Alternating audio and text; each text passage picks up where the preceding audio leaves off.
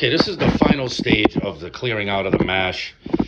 As you can see, most of the mash was cleared out. The solids had dropped to the bottom of that big garbage barrel. Scoop out all the good stuff, strain it through the thing to get any loose kernels or anything that's coming through. But I've already done one. This is my old mash pot, my 8-gallon mash pot. It obviously has the false bottom in it. If you've seen any of my older videos, you know that has a false bottom in it. It was great for when I needed to, clean out and sparge out my mashes. So I've already done one pot of corn and wheat and barley like this and already dumped it outside. You're not going to get all the liquid out. I don't even bother to try. It'd take way too long. I might just leave this one sitting here overnight to get as much of the liquid out of this one as I can. I haven't really thought about it. I'll figure it out. I'm trying to get my girl's kitchen cleaned back up because God knows I make a mess out of this thing every time I'm mashing and distilling and whatever. I got I want to say there's about 6.5 to 7 gallons. These are 8-gallon buckets, 8-gallon BSG buckets, but I don't fill them quite to the top. There's a little lip on the inside. I fill it up to about there. It leaves a good, a space at the top for me to be able to work with it once I open them back up. So I probably got 20 to 21 gallons of mash, cleaned and strained. I also this is where I'm going to help the people who watch my videos.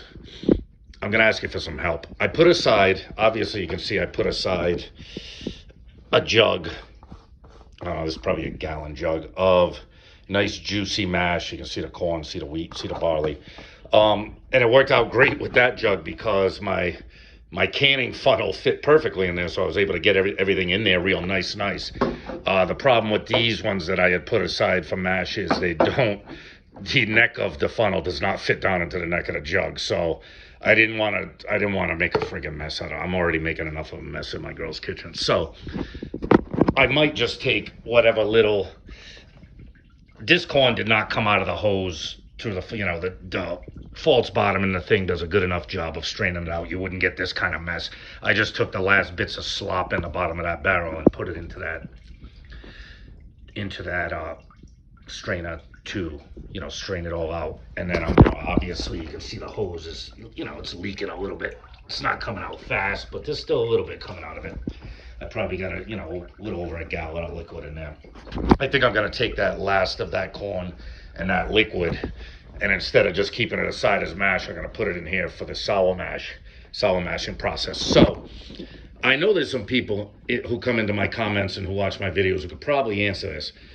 When you're doing a sour mash, which I've never done before, so I don't have any experience in it, do you put the sour mash into your new mash when you're boiling it? Like when I'm boiling up the corn at 190 degrees or whatever? Or do you put it in when you drop it down to 155 when I'm doing the conversion? Or do you drop the sour mash in prior to the yeast pitching temperature when you're bringing it down to the high 80s, low 90s, wherever? So I don't really know the process for inserting the sour mash into the next mash. So if there's anybody in my comments, anybody who's subscribed to me or who's made a sour mash before, please, if you have any advice on how to do sour mashing, I'm open to listening to anything. If not, I'm going to have to look it up anyway and do a deep dive on sour mashing. Never done one before, but I've always been, kind of interested in it. Take little bits of your own old mash, put it into your new mash, keep recycling it over the generations, and eventually, I guess you're coming up with your own flavor, your own particular mash flavors, I guess. But I'm really interested in it. That's why I'm putting this mash and stuff aside, because I'm dying to know how this would go.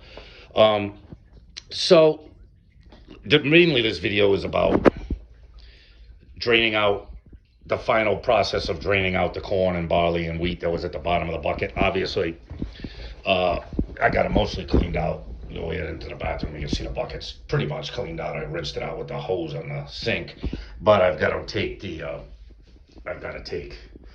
Dawn and the scrubby to it. In the meantime, I've got buckets and crap drying and stuff everywhere. God, I've said it before, but I'll say it again. Why this woman hasn't killed me yet for turning her home into a fucking distillery is beyond me. But she doesn't seem to mind, and I treat her good. I just took her out for dinner the other night. We had a nice Chinese, some delicious Chinese up the road. It was wonderful. So this is how I do my finish sparging. Well, not even sparging. I don't sparge my fermented mash, because I don't want to water down, I'm not looking to water down the potential alcohol that's in the mash. Whereas if this was, my regular mash when I'm mashing in, I probably would sparge it through to get as much of that starch and stuff out of that grain. But I'm not looking to do that now. Obviously, I'm just looking to get as much of the finished fermented mash out of it that I possibly can. So this is where I'm going to leave it. Please, if you know anything about sour mash, and I'm sure there's some people who subscribe to my channel are much, much better distillers than I am. And I'm sure they've dealt with sour mashing.